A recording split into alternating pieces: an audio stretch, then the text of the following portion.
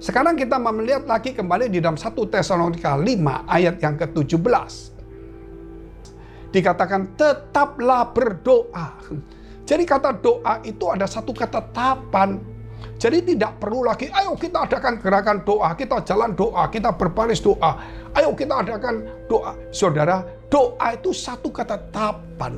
Di gereja sudah ada, mungkin juga di kumpulan kita waktu komsel atau kumpulan yang lain kita ada. Waktu kita makan juga berdoa, waktu kita mau pergi juga berdoa, kita mendoakan juga waktu kita saat teduh, baca firman juga berdoa. Di dalam pergumulan kita juga doa. Maka disebut doa itu adalah tetap satu ketetapan pribadi hubungan dengan kita dengan Bapa di surga. Oleh sebab itu kata tetaplah berdoa tidak perlu kita bikin gembor-gembor gerakan, tetapi itu satu program gereja, bahkan satu program yang dibentuk Allah di dalam diri kita. Kalau kita malas berdoa, maka ada masalah datang, persoalan datang, itu membuat mau tidak mau kita jadi berdoa, saudara. Jadi lebih baik kita tetap berdoa, kita tetap rajin berdoa, supaya apa? Ketika kita berdoa, saudara, masalah yang nggak usah datang. Mungkin ada masalah, tetap berdoa. Jangan doa itu ketika ada masalah kita berdoa kenceng sekali. Kalau nggak ada kita, Tuhan, Engkau tahu, amin, saudara. Bukan seperti itu. Makanya dikatakan juga bahwa Yesus mengajarkan tentang doa Bapa kami. Bapa kami di surga, dikuduskanlah namamu, datanglah kerajaanmu, kerajaan. Jadilah kehendakmu di bumi seperti di surga. Kehendak Allah itu pasti baik dalam hidup kita. Dan kehendak Tuhan jadi dalam kehendak kita di bumi seperti yang di surga. Walaupun kita tidak tinggal di surga, tapi kehendak Allah itu membuat kita damai sejahtera. Ketika kita berdoa dapat impartasi dari surga. Ketika kita berdoa, surga mengimpartasikan, memberikan kepada kita kekuatan, damai sejahtera, suasana surga di dalam kehidupan kita. Oleh sebab itu, tetaplah berdoa. Mengapa kita harus berdoa, saudara? Karena itu satu hubungan dikatakan, berilah kami pada hari ini makanan kami secukupnya. Jadi, kok secukupnya, Pak? Harusnya banyak. Saudara, bukan soal banyak orang sakit punya uang banyak, ya nggak bisa makan. Apalagi ketika kena COVID-19, badan sakit semua katanya, nafsu makan nggak ada, rasanya tawar semua, nggak bisa makan walaupun punya uang banyak. Padahal dengan dia makan, tidur, minum, sukacita, tubuh ini bekerja dengan bagus. Itulah kita harus melawan. Dikatakan, berilah kami makan secukupnya. Bahkan juga mungkin bagi orang-orang yang diet juga, berilah kami makan secukupnya, supaya dia tidak makan sebanyak mungkin. Itulah doa Bapa kami sangat luar biasa. Dan dikatakan juga, ampunilah kami seperti kami sudah mengampuni orang lain. Dan juga dikatakan, ya jauhkanlah kami dari pencobaan, lepaskan kami dari si iblis, saudara. Lepaskan kami, ya, dan jauhkan kami, luar biasa, saudara. Kata-kata supaya kita dilepaskan, kita dijauhkan dari iblis, dari pencobaan. Supaya apa dikatakan? Kemuliaan Tuhan turun kepada kita. Sesuai dengan bahwa gereja adalah kemuliaan Tuhan. Firman itu adalah kemuliaan Tuhan. Ya, saudara. Dan umat Tuhan adalah kemuliaan Tuhan. Supaya ada kemuliaan Allah. Kita dijauhkan pencobaan. Ingat, lihat seperti namanya Ayub. Apa yang terjadi? Setan datang kepada Tuhan dan berkata, kamu melindungi, memberkati dia. Coba buka pagarnya. Kata Tuhan, buka pagarnya, jangan ambil nyawanya. Maka apa yang terjadi? Maka Ayub ditimpa masalah, diizinkan oleh Allah, bukan Allah yang mencobainya. Dari sini kalau kita berdoa, saya yakin kita akan dipagari oleh Tuhan.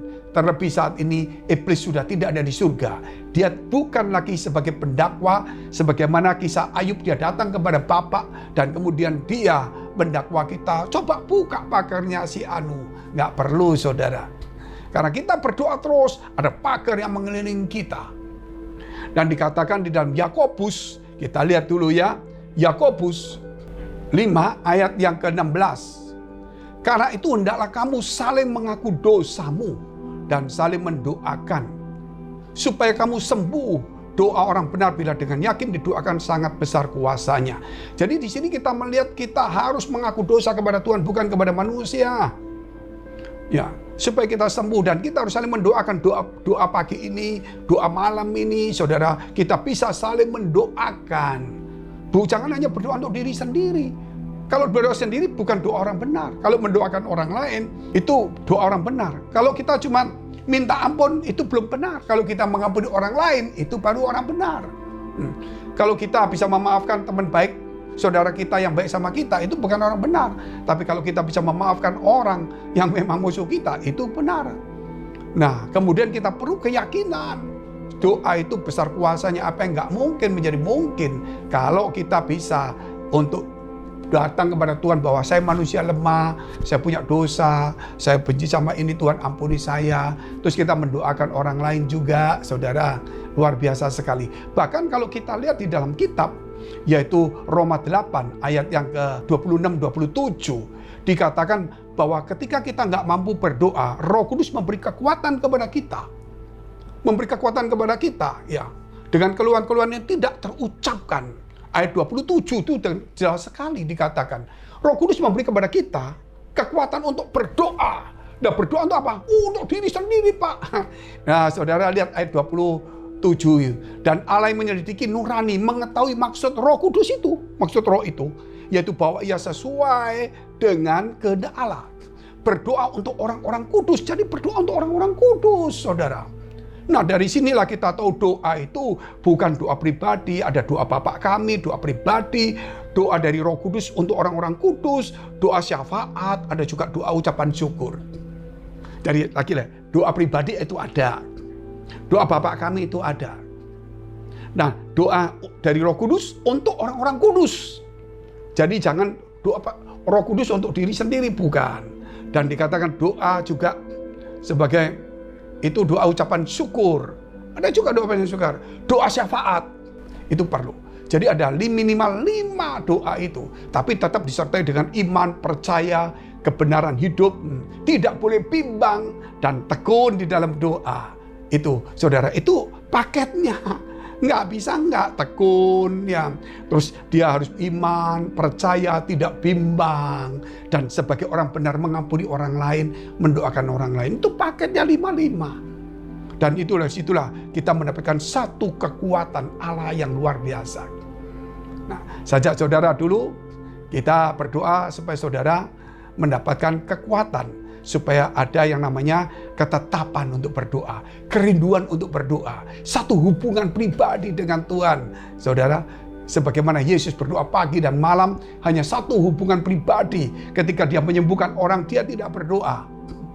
Nah, dia tidak berdoa kan pagi dan malam. Kenapa? Karena dia mengadakan mujizat. Dia tidak perlu minta kepada Bapa, karena dia sang firman, karena dia Allah. Dan dia setiap pagi dan malam dia punya hubungan akrab.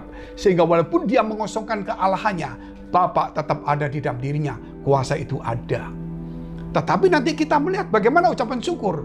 Nah, ketika Yesus dia membangunkan Lazarus, dia bukan berdoa, Bapa sembuhkan. Bukan. Bapa, aku mengucap syukur kepadamu. Nah, itu luar biasa, udah doa ucapan syukur. Maka kemudian dia berkata, Lazarus keluar, saudara. Jadi dari sini saudara pelan-pelan membaca firman Tuhan supaya mengerti. Dan kita akan belajar nanti tentang doa ucapan syukur, mengucap syukur dalam segala hal. Kita berdoa dulu untuk supaya kita tetap punya kekuatan untuk berdoa. Kami berdoa Tuhan untuk saudara-saudara kami, supaya teman-teman kami, saudara kami semuanya punya hubungan pribadi dengan Tuhan. Doa satu ketetapan, bukan satu dorongan, bukan karena terpaksa, bukan karena sakit, namun satu ketetapan. Punya masalah atau tidak, punya keperluan atau tidak, kami tetap berdoa untuk orang-orang kudus melalui Roh Kudus yang membimbing kami.